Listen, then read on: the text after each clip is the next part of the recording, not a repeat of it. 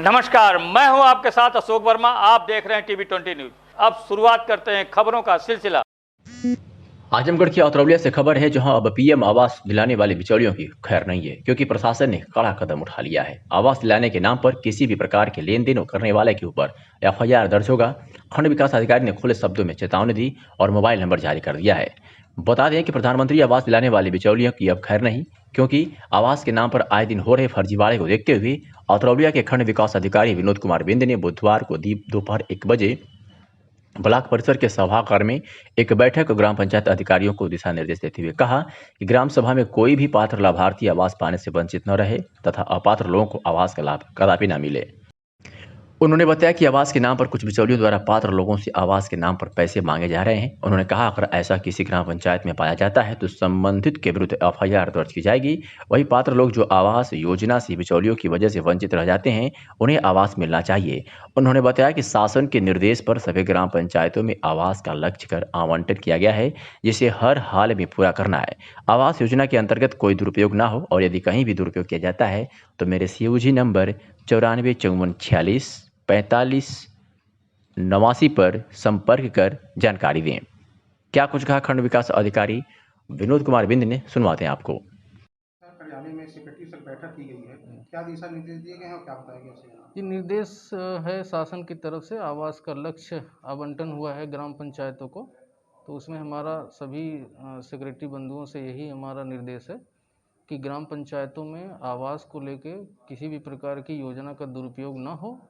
अगर इस प्रकार का कोई दुरुपयोग होता है तो हमारे CUG नंबर पर आप संपर्क करें, और इस प्रकार की अगर कहीं भी कोई भी दुर्भावना से अगर कोई कार्य करता है तो उसके खिलाफ जरूर कार्रवाई होगी। 9454464589। केवल सर आवास के लिए कि और कोई क्षेत्र में और किसी चीज़ के लिए भी आपको पूछता है? जी निसंदेह सभी योजनाओं के लिए है, लेकिन आवास में हम ज़्यादातर शिकायतें मिलती हैं, बंदर बाट होता है, अपात्रों को आवास दिया जाता है। इस संबंध में बेसिकली हमारा फोकस आवास पे है, लेकिन हम सभी योजनाएं, चाहे वो शौचालय हो, चाहे वो पंचायत भवन हो, मनरेगा हो, किसी भी योजना में अगर कहीं भी दुरुपयोग की संभावना होती है तो आप निसंदेह इस नंबरों पे कॉल करके अपनी समस्या का समाधान पा सकते सर, अगर हैं। कोई शिकायत करता है तो आप किस तरह से तात्पर्य कार्य करेंगे? जी, हमारा तात्पर्य होगा कि शिकायत जो है स्वच्छ होनी चाहिए, कोई भी मानसिक दुर्भावना या राजनीति से प्रेरित ना हो। हमारा प्रयास रहेगा कि अगर शिकायत स्वच्छ है और सही है तो उसको जरूर हम संज्ञान में लेंगे और कार्रवाई। आजमगढ़ के देवगांव कोतवाली क्षेत्र के मसीरपुर में नेशनल हाईवे पर मंगलवार की देर रात्रि भट्टा मजदूरों को वाराणसी छोड़ने जा रही प्राइवेट बस पलट गई, जिसमें सवार 42 लोगों में से 4 को छोड़ अन्य लोग मामूली रूप से घायल हो गए हैं। सभी मजदूर अपने परिजनों संग नगर पंचायत के रैन बसेरा पर रुके हुए हैं। बिलरियागंज थाना क्षेत्र में रियाज के भट्टा पर काम करने वाले रांची के मजदूर बरसात में भट्टा पर काम न होने के कारण घर जाना चाहते थे। मंगलवार को भट्टा मालिक एक प्राइवेट बस रिजर्व करके सभी मजदूरों को वाराणसी छोड़ने के लिए उसमें बैठा दिए। बस चालक व उसमें सवार अन्य सहयोगियों से चालक का किसी बात को लेकर विवाद हो गया। रात्रि में लगभग 11 बजे मसीरपुर के पास नेशनल हाईवे पर बस चालक बस धीमा कर बस से कूद गया, जिससे बस नेशनल हाईवे के नीचे जाकर पलट गई। बस पलटने की सूचना मिलते ही चौकी प्रभारी अनिल सिंह मौके पर पहुंचकर परिजनों सहित 42 मजदूरों को सामुदायिक स्वास्थ्य केंद्र पहुंचाया। संजय जाया, सीता व सुमन को एक्सरे हेतु रेफर कर अन्य सभी को उपचार कर मुक्त कर दिया है। सभी 42 लोगों को नगर पंचायत के रैन बसेरा में आराम करने के लिए लाया गया। मजदूर किसी कानूनी प्रक्रिया में पड़ना नहीं चाह रहे हैं, बस मालिक द्वारा दूसरी बस करके उन्हें वाराणसी पहुंचाने का प्रयास किया जा रहा है।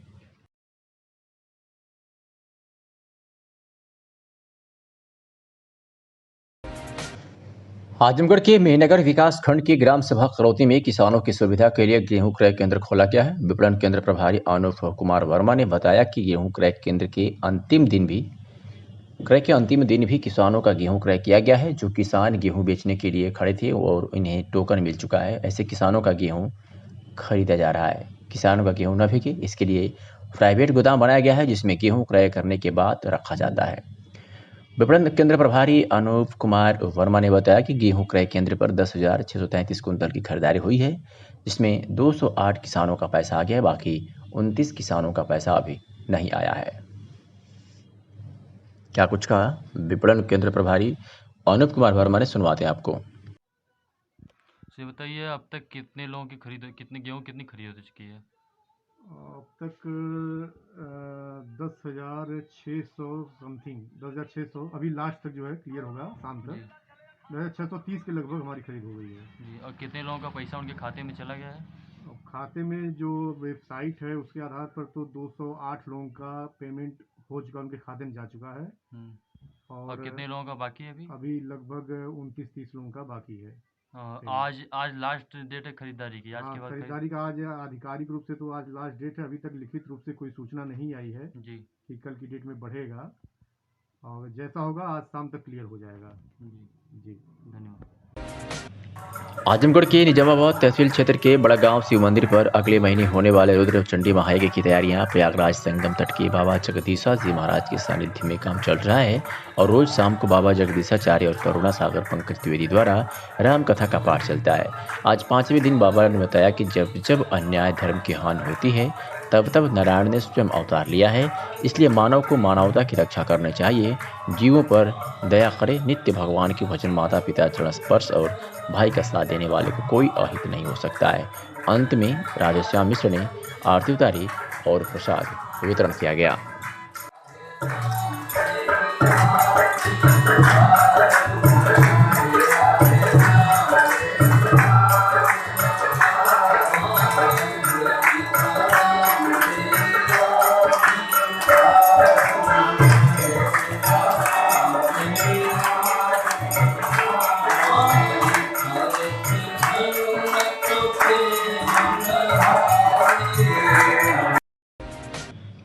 और मायावती ने एक साथ 5 ट्वीट कर सपा पर आरोपों की बौछार लगा दी है।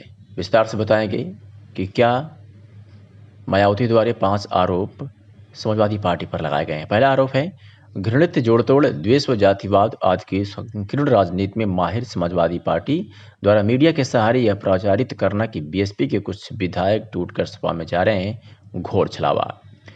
दूसरे ट्वीट में उन्होंने कहा है कि जबकि उन्हें काफ़ी पहले ही सपा व एक उद्योगपति से मिलीभगत के कारण राज्यसभा के चुनाव में एक दलित की बेटी को हराने के आरोप में बीएसपी ने निलंबित किया जा चुका है। तो ये तीसरी ट्वीट में उन्होंने कहा है कि सपा अगर इन निलंबित विधायकों के प्रति थोड़ी भी ईमानदारी होती तो अब तक इन्हें आधार में नहीं रखती, क्योंकि इनको यह मालूम है कि बीएसपी के यदि इन विधायकों को लिया तो सपा में बगावत फूट पड़ेगी, जो बीएसपी में आने को आतुर बैठे हैं। चौथी ट्वीट में मायावती ने कहा है कि जगजाहिर तौर पर सपा का चाल, चरित्र व चेहरा हमेशा ही दलित विरोधी रहा है, जिसमें थोड़ा भी सुधार के लिए वह कतई तैयार नहीं। इसी कारण सपा सरकार में बीएसपी सरकार के जनहित के कामों को बंद किया व खासकर भदोही को नया संत रविदास नगर जिला बनाने को भी बदल डाला, जो अति निंदनीय है। वही 5वें ट्वीट उन्होंने कहा है कि वैसे बीएसपी के निलंबित विधायकों से मिलने आदि का मीडिया में प्रचारित करने के लिए कल किया गया सपा का यह नया नाटक यूपी में पंचायत चुनाव के बाद अध्यक्ष व ब्लॉक प्रमुख के चुनाव के लिए की गई पैतरेबाजी ज्यादा लगती है। यूपी में बीएसपी जन आकांक्षाओं की पार्टी बनकर उभरी है, जो जारी रहेगा। सुल्तानपुर से खबर है, जहां इंटरनेट मीडिया पर हर्ष फायरिंग का वीडियो वायरल होने के मामले को धनपतगंज पुलिस ने संज्ञान लिया है। मामले में पूर्व विधायक बाहुबली चंद्रभद्र सिंह सोनू की बहन जिला पंचायत सदस्य पर कई धाराओं में मुकदमा दर्ज कर जांच शुरू कर दी है। वार्ड नंबर 24 जिला पंचायत सदस्य का चुनाव जीती निर्दलीय प्रत्याशी अर्चना सिंह का बंदूक से फायरिंग करने का 2 वीडियो इंटरनेट मीडिया पर चल रहा था, जो कि इस क्षेत्र में चर्चा का विषय बन गया। इसको संज्ञान में लेते हुए धनपतगंज थानाध्यक्ष मनोज शर्मा ने मुकदमा दर्ज कर कार्रवाई शुरू कर दी है। अर्चना सिंह पूर्व विधायक चंद्रभद्र सिंह व धनपतगंज पूर्व ब्लॉक प्रमुख यशभद्र सिंह मोनू की बहन है। अर्चना जिला पंचायत अध्यक्ष की कुर्सी के लिए भी चुनाव मैदान में उतारने को तैयार हैं। पिछले माह इनके भाई यशभद्र सिंह मोनू को भी पुलिस ने गिरफ्तार किया था। बुधवार की फायरिंग से भी लोग इसे चुनावी समीकरण से जोड़कर देख रहे हैं। पूर्व ब्लॉक प्रमुख यशभद्र सिंह मोनू ने कहा कि राजनीतिक साजिश के तहत मेरे परिवार पर फर्जी मुकदमे किए जा रहे हैं। थाना प्रभारी ने बताया कि जिस असुलहे से अर्चना सिंह फायरिंग कर रही हैं, उसे जब्त कर लिया गया है। मामले की जांच पड़ताल जारी है। और आजमगढ़ की कंधरापुर पुलिस ने एक ऐसे कलयुगी पिता को गिरफ्तार किया है जिसने अपनी ही बेटी के साथ दुष्कर्म करने का आरोपी है। बता दें कि थाना क्षेत्र बिलरियागंज निवासी एक महिला ने थाना कंधरापुर पर शिकायत दर्ज कराई थी।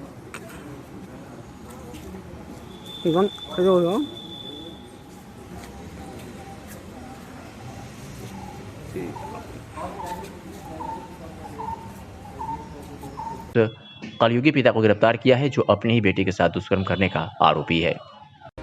पर पुलिस ने ऐसे व्यक्ति को गिरफ्तार किया है जो अपने ही चाचा को फावड़े से मारकर हत्या कर दिया था, वो भी मामूली सी जमीन को लेकर के। आपको बता दें कि आबादी की जमीन को लेकर चाचा को फावड़े से मारकर गंभीर रूप से घायल करने वाले अभियुक्त को पुलिस ने गिरफ्तार किया है और घटना में प्रयुक्त फावड़ा बरामद कर लिया है। बता दें कि कुसुम देवी पत्नी नगीना राम द्वारा प्रार्थना पत्र मुबारकपुर पुलिस को दिया गया था कि आबादी की जमीन के विवाद को लेकर के मेरे जेठ के लड़के धर्मेंद्र द्वारा मुझे और मेरे पति नगीना राम को गाली गुप्ता देते हुए पास में रखे फावड़े से मेरे पति नगीना राम को मारकर घायल कर दिया गया है, जिससे मेरे पति नगीना मौके पर बेहोश हो गए, जिनका इलाज सदर अस्पताल में चल रहा है। इसी संबंध में पुलिस ने मुकदमा दर्ज कर अग्रिम कार्रवाई करते हुए पुलिस अधीक्षक सुधीर कुमार सिंह के निर्देश पर आज उस व्यक्ति को गिरफ्तार कर लिया है जिसने अपने चाचा को मामूली सी जमीन को लेकर के फावड़े से मारकर घायल कर दिया था। और आज आजमगढ़ की थाना रानी की सराय पुलिस ने एक ऐसे अभियुक्त को गिरफ्तार किया हुई मात्र 24 घंटे के अंदर जो नाबालिग लड़की के साथ दुष्कर्म करने का आरोपी है। बता दें कि 15 जून को थाना क्षेत्र रानी की सराय जनपद आजमगढ़ में एक महिला ने स्थानीय थाने पर शिकायत दर्ज कराई थी कि 15 जून को मेरी नाबालिग लड़की के साथ पड़ोस के रहने वाले एक युवक ने जबरन दुष्कर्म किया। इस सूचना पर थाना स्थानीय पुलिस ने मुकदमा पंजीकृत कर विवेचनात्मक कार्रवाई प्रारंभ की और आज पुलिस अधीक्षक सुधीर कुमार सिंह आजमगढ़ के निर्देश पर आज थाना रानी की सराय पुलिस ने इस अभियुक्त को मात्र 24 घंटे के अंदर ही गिरफ्तार कर लिया है। आजमगढ़ की मेनाजपुर पुलिस ने एक ऐसे अपराधी को गिरफ्तार किया है जो नाबालिग लड़की को बेला फुसलाकर पहले लेकर गया और उसके बाद उसके साथ दुष्कर्म किया।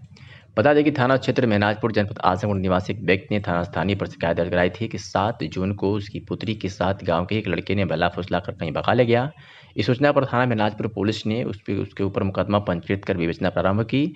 विवेचनात्मक कार्रवाई में लड़की के बयान एवं मेडिकल परीक्षण के आधार पर इस मुकदमे में धारा 376 भी बढ़ाई गई और पॉक्सो एक्ट की बढ़ोतरी की गई और आज पुलिस ने उसे गिरफ्तार कर लिया। आजमगढ़ के मेहनगर थाना क्षेत्र के असौसा विद्यापुर से है, जहां गांव में मंगलवार की रात्रि करीब 7:30 बजे 24 वर्षीय यशवंत विश्वकर्मा पुत्र नंदलाल उस समय बिजली की चपेट में आ गया जब छाता के सहारे शौच करने जा रहा था। उसका साथी अमित परिजनों को सूचना दिया तो कोहराम मच गया। आनन फानन में परिजन घायल को स्थानीय चिकित्सक के यहाँ ले गया, जहां डॉक्टरों ने उसे मृत घोषित कर दिया। घटना की सूचना मेहनगर पुलिस को दी गई। पुलिस ने शव को अपने कब्जे में लेकर बुधवार को पीएम हाउस भेज दिया। मृतक 4 भाइयों में दूसरे नंबर पर था। माता मीरा देवी और उसके नवदंपत का रोते रोते बुरा हाल है। मृतक की विगत 5 जून को ही शादी हुई थी। गांव के लोगों ने कहा कि तार टूटने की सूचना तरवा सब स्टेशन को दी गई। ग्रामीणों ने कहा कि तरवा फीडर की लापरवाही से यह हादसा हुआ है। बलिया पुलिस ने आज 5 अभियुक्तों को गिरफ्तार कर बड़ी सफलता हासिल की है और उनके पास से गांजा, बोलेरो, तमंचा व कारतूस भी बरामद कर लिया है। बता दें कि थाना सुखपुरा व एसओजी बलिया की संयुक्त पुलिस टीम द्वारा अवैध रूप से मादक पदार्थों की तस्करी करने वाले 5 अभियुक्तों को गिरफ्तार कर उनके कब्जे से 4 प्लास्टिक की बोरियों में कुल 71 किलो नाजायज गांजा, 6 अदद मोबाइल, अदद अवैध तमंचा मय कारतूस तथा बोलेरो वाहन बरामद किया गया है। पुलिस अधीक्षक बलिया के निर्देशन में और अवैध रूप से मादक पदार्थ की तस्करी करने वाले अपराधियों के विरुद्ध चलाए जा रहे अभियान के क्रम में थाना सुखपुरा पुलिस व एसओजी बलिया की टीम को यह सफलता हाथ लगी है। पुलिस ने 5 अभियुक्तों को गिरफ्तार किया और उनके पास से गांजा, मोबाइल, तमंचा, कारतूस व एक बोलेरो वाहन बरामद किया है। ये सुखपुरा थाना क्षेत्र में पकड़ा गया है और ये जानकारी हुई कि ये बाहर से कहीं से ला के और आगे कहीं भेजा जा रहा था और इस संबंध में अभी जांच की जा रही है और निश्चय ही इसमें अन्य लोग भी शामिल हैं, जैसे कि कहाँ से ओरिजिनेट हुआ है, कहाँ को जा रहा है। तो इस संबंध में अभी हम जांच कर रहे हैं और शीघ्र ही इसमें जो शामिल हैं, जो कॉकस शामिल है, उसको गिरफ्तार किया जाएगा। प्रदेश में कोरोना संक्रमण को काबू में करने के बाद अब योगी सरकार प्रदेशवासियों को तीसरी लहर से बचाने व वैक्सीनेशन में कोई कमी या चूक न रह जाए, जिसके लिए आज अम्बेडकर नगर जनपद पहुंचे प्रदेश के कानून मंत्री ब्रजेश पाठक, जिन्होंने पूरे जिले भर के वैक्सीनेशन सेंटरों का जायजा लिया और तीसरी लहर से बचाव के लिए हॉस्पिटल में बेड व व्यवस्था का भी जायजा लिया। तो वही एक भ्रामक ट्वीट के मामले पर ट्विटर पर दर्ज मुकदमे के सवाल पर अनभिज्ञ जाहिर की। पत्रकारों से वार्ता में कानून मंत्री ब्रजेश पाठक ने बताया कि कोरोना संक्रमण पर काबू पाया गया है और प्रदेश में वैक्सीन को लेकर व्यवस्था पूरी है, कहीं कोई कमी या चूक न रह जाए, जिसके लिए जिले भर के वैक्सीन सेंटरों का निरीक्षण किया जा रहा है। उन्होंने बताया कि तीसरी लहर से बचाव के लिए पूरी तैयारी कर ली गई है। बच्चों के बचाव के लिए अलग से बेड की व्यवस्था की जा रही है। तो वहीं एक भ्रामक ट्वीट के मामले में ट्विटर पर दर्ज मुकदमे के सवाल पर अनभिज्ञ जाहिर की है। एक भ्रामक ट्वीट के मामले में आज ट्विटर पे FIR हुई है, पहली बार देश में गाजियाबाद में, क्या कहेंगे?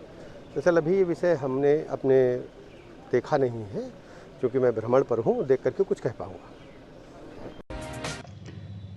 कई वर्षों से अयोध्या में आर्थिक तंगी में फुटपाथ पर गुजर बसर करने वाले संतों पर अब पुलिस भी आए दिन तंग करती रहती है। ऐसे में हजारों गरीब संतों पर रहने का संकट बढ़ता जा रहा है। सुप्रसिद्ध धाम राम नगरी अयोध्या से चलकर अम्बेडकर नगर आए 60 वर्षीय भिक्षुक वृद्ध संत काशीदास ने सरकार से जल्द पेंशन और आवास की मांग की है। उन्होंने कहा कि पेंशन के लिए आवेदन किए 1 वर्ष अधिक समय बीत गया है, लेकिन अभी तक नहीं मिल सका है। इस समय लॉकडाउन के चलते अयोध्या में बंद मंदिरों से भक्तों की अनुपस्थिति के चलते दक्षिणा की कमी के कारण गहरे संकट के कारण दर भटकने को मजबूर है। मुख्यमंत्री योगी आदित्यनाथ ने से इस संकट से उबरने की गुहार लगाई है। लॉकडाउन के चलते मिलने वाली दक्षिणा पूरी तरह खत्म के कगार पर पहुंच गई है, जिससे जीवन यापन में बड़ा संकट आ गया है। क्या कुछ कहा संत काशीदास अयोध्या ने, सुनवाते हैं आपको। जो है अयोध्या में कितने वर्षों से आप आए हैं, जब आप आए हैं अयोध्या में कैसा दिख रहा था और आज के क्या हालात हैं? हाँ, तो आज का हाल वही है जो हम लोग का दिक्कत हो रहा है। भोजन पताई के लिए पेंशन हम भरे हैं, हमारा पेंशन नहीं मिल रहा है। हम लोग तंग है, ना हम लोग का घर द्वार है, ना खेती बाड़ी है, भिक्षा मांग के हम लोग खा रहे हैं। जोगी महाराज जी नहीं भोजन के लिए कर रहे व्यवस्था गरीबों के लिए, और नहीं पेंशन हम लोग का दे रहे हैं। तो साल भर हो गया, साल भर से हम पेंशन भरे हुए हैं, हमारा अभी तक कुछ पेंशन का सुनवाई नहीं हुआ। अयोध्या में कितने वर्षों से रहे, कितने वर्ष के? हम 28 साल से अयोध्या में है। जब आप अयोध्या में आए थे तो अयोध्या कैसी दिख रही थी? हम अयोध्या तब आए थे तो बस्ती बहुत कम था, और बस्ती बढ़ गया है। पहले जंगल का ही सब व्यवस्था था, लोग अपना साफ करके अपना मड़ई लोग लगाए, मड़ई हम लोग का उजाड़ कर हटा दिए। तब से हम लोग का व्यवस्था कुछ नहीं मिल रहा है। तो अभी इस समय भाजपा सरकार जब बनी है तो आप कैसा महसूस कर रहे थे, क्या अपेक्षाएं बढ़ी थी आप लोगों की जब भाजपा सरकार बनी थी, योगी बने थे? तो योगी बने तो हम लोग को कहाँ कुछ व्यवस्था मिला, नहीं हम लोग को राशन मिला और नहीं हम लोग को कुछ पैसा मिला। भारत सरकार तो जो है बड़े पैमाने पे जो है राशन दे रही है, देने जा रही है, उसमें आप लोगों का नाम है? देखिए, हमारे नाम है, लेकिन हमारे अयोध्या में नहीं मिलेगा राशन, हम जानते हैं। इसलिए कि हमारे यूपी जिला में भी हमारे घर है, तो हमारा वही राशन मिलता है। घर पे वहाँ जहाँ घर वहाँ मिलता है? हाँ, वह मिलता है। यहाँ पे साधु संतों को राशन नहीं मिलता है? नहीं, हम लोग को नहीं मिलता। कैसे जीवन यापन चलता है? कैसे जीवन यापन? तो हम लोग का जीवन चल रहा है, भिक्षा मांग रहे हैं, हम लोग खा रहे हैं बाबू भैया से। अयोध्या में भंडारा भी बहुत विशाल होता है। तो भंडारा होता है तो भंडारा। भारतीय जनता पार्टी कार्यालय पर आजमगढ़ जिलाध्यक्ष ध्रुव सिंह ने पत्रकार वार्ता को संबोधित करते हुए त्रिस्तरीय पंचायत चुनाव में सपा के राष्ट्रीय अध्यक्ष व आजमगढ़ सांसद अखिलेश यादव के आरोप की निंदा करते हुए 2 टूक कहा कि भाजपा सरकार ने मशीनरी का गलत प्रयोग कर सपा के उम्मीदवारों को हराने का कार्य किया है। यदि ऐसा होता तो आजमगढ़ में ही भाजपा समर्थित कई उम्मीदवार बहुत ही कम अंतराल से हारे हैं, जो कि नहीं होता। सपा अपना कार्यकाल भूल गई है, जब वो अपने सरकार में प्रशासन का दुरुपयोग करके इन चुनावों में अपने लोगों को जबरदस्ती जितवाने का काम करती थी। यह भाजपा है जो प्रशासन का गलत प्रयोग नहीं करती है।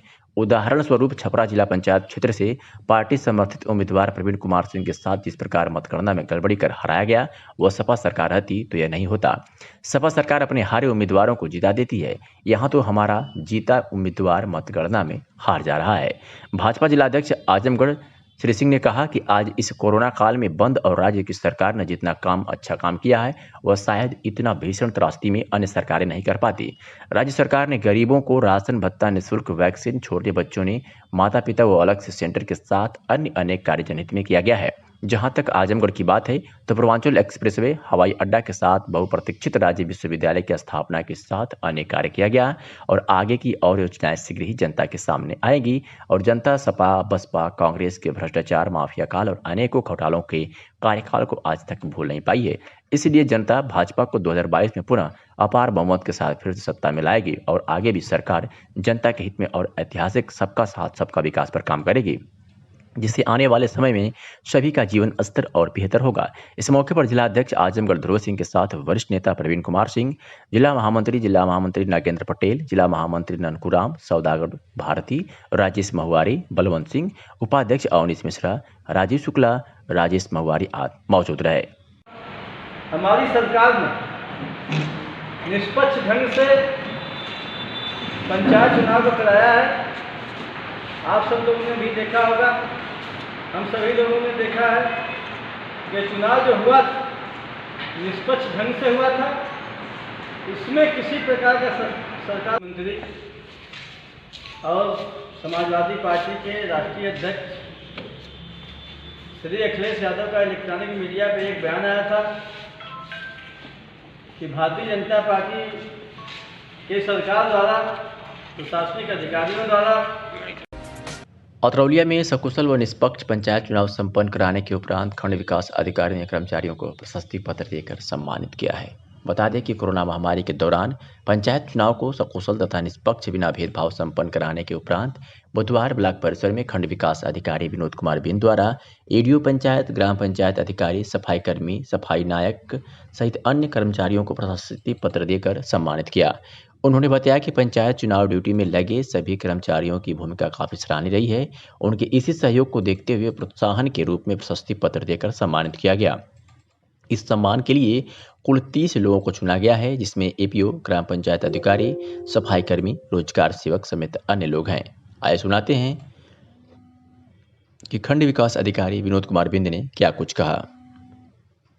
खंड विकास कार्यालय में सेक्रेटरी लोग को किस तरह का प्रशस्ति पत्र दिया गया है और क्या विषय जी, इसका उद्देश्य है कि जो अभी पंचायत निर्वाचन हुआ है, जिसमें हमारे ग्राम विकास अधिकारी, हमारे सफाई कर्मचारी, तमाम जो हमारे अधिकारी कर्मचारी थे, उनके सहयोग के लिए उनकी जो भूमिका रही निष्पक्ष रूप से, उसी को हम प्रोत्साहन करने के लिए उनको इस प्रकार का प्रशस्ति पत्र दे रहे हैं। कितने लोग का सर ब्लॉक में दिया गया था? इसमें कुल अधिकारी कर्मचारी मिला के लगभग 30 लोगों को हमने चुना है और उन्हीं को हम देंगे, जिसमें हमारे सहायक विकास अधिकारी पंचायत साहब, हमारे जो है ग्राम विकास ग्राम पंचायत अधिकारी हैं और हमारे सफाई कर्मचारी, रोजगार सेवक, एपीओ भी हैं। इसमें आजमगढ़ पुलिस ने अपमिश्रित जहरीली देसी शराब के साथ एक को गिरफ्तार किया है और ये कामयाबी पुलिस अधीक्षक के निर्देश पर थाना रौनापार पुलिस को मिली है। बता दें कि वरिष्ठ पुलिस अधीक्षक आजमगढ़ सुधीर कुमार सिंह के निर्देशन व अपर पुलिस अधीक्षक ग्रामीण जनपद आजमगढ़ व क्षेत्राधिकारी सगड़ी आजमगढ़ के कुशल नेतृत्व में थानाध्यक्ष तारकेश्वर राय में हमला फोर्स के साथ भ्रमण व चेकिंग कर रहे थे। इसी दौरान मुखबिर की सूचना पर रामधनी यादव पुत्र राम समूह यादव को अराजी देवारा करखिया थाना रौनापार आजमगढ़ 15 लीटर जहरीली अपमिश्रित शराब व यूरिया फिटकरी नौसादर के साथ गिरफ्तार किया है। इसके संबंध में स्थानीय थाने पर मुकदमा दर्ज कर आगे की कार्रवाई जारी है और अभियुक्त को जेल भेज दिया गया है। राजकीय क्रय केंद्र मदनापार बिलरियागंज में गेहूं की खरीद न करने पर किसानों के साथ मदनापार बिलरियागंज क्रय केंद्र पर विरोध प्रदर्शन किया गया और यह मांग की गई कि गेहूं की खरीद जल्द से जल्द की जाए, जिससे हम लोगों का गेहूं बारिश में ना भीगे और हम किसानों का बहुत नुकसान हो रहा है। समाजवादी युवजन सभा के पूर्व प्रदेश कार्यकारिणी सदस्य लालजीत क्रांतिकारी ने कहा कि हम किसान भाइयों का गेहूं खरीदने की जा रही है और गेहूं ट्राली में करीब 10-12 दिन से पानी में भीग रहा है। यहाँ की जो केंद्र हेड है श्वेता, यह हमेशा इधर उधर केंद्र छोड़कर भागी रहती हैं। हरिवंश पांडे, रसूलपुर, सुरेंद्र सिंह, श्रीराम यादव, रामजीत यादव, गंगा सिंह, रामशेर, वीरेंद्र यादव सहित तमाम किसान क्रय केंद्र पर विरोध प्रदर्शन किया। कॉल नहीं यहाँ पे कर रही हैं। श्वेता पांडे जी यहाँ की हेड हैं मदनापार केंद्र का। यहाँ पे 10 दिन से 12 दिन से यहाँ पे जो टालियाँ भी लगी हुई हैं पानी में सब भीग रही हैं। ये देखिए सभी लोग चाचा वाचा सभी लोग आकर के रोज़ डेली आकर के परेशान होते हैं, रात में यहीं पे सोते हैं, खाना खाने के लिए जाते हैं, नहीं खाना घर से कोई लेके आता है। किसान का मतलब पूर्ण रूप से यहाँ पे शोषण हो रहा है।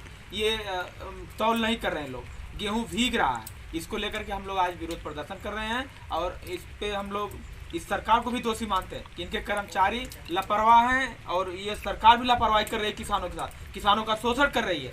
इस पे जल्द से जल्द जो है कि संज्ञान लेकर के और सब गल्ला का तौल होना चाहिए और हम लोगों को इसका उचित रेट मिलना चाहिए। हम लोग इस मांग को लेकर के आज यहाँ पे विरोध प्रदर्शन कर रहे हैं। जिलाधिकारी के निर्देश के क्रम में ग्रामीण क्षेत्रों में कोरोना संक्रमण से बचाव के दृष्टिगत 9 मई 2021 से 18 मई 2021 तक चल रहे मेरा गांव स्वच्छ भारत अभियान के तहत आज विकासखंड फूलपुर की ग्राम पंचायत पूक में खड़ंजा पर जेसीबी द्वारा मिट्टी व गोबर घूर व पटरी की साफ सफाई कराई गई। इसके साथ ही जनपद के विभिन्न ग्रामों और सार्वजनिक स्थलों पर साफ सफाई एवं सैनिटाइजेशन सफाई कर्मचारियों द्वारा किया गया। तो खबर आजमगढ़ से है, जहां मेरा गांव स्वच्छ गांव अभियान के तहत सफाई का कार्य जारी है। डीएम के निर्देश पर विकासखंड फूलपुर के ग्राम पंचायत पूक में खड़ंजा पर जेसीबी द्वारा मिट्टी व गोबर और घूर व पटरी की साफ सफाई कराई गई।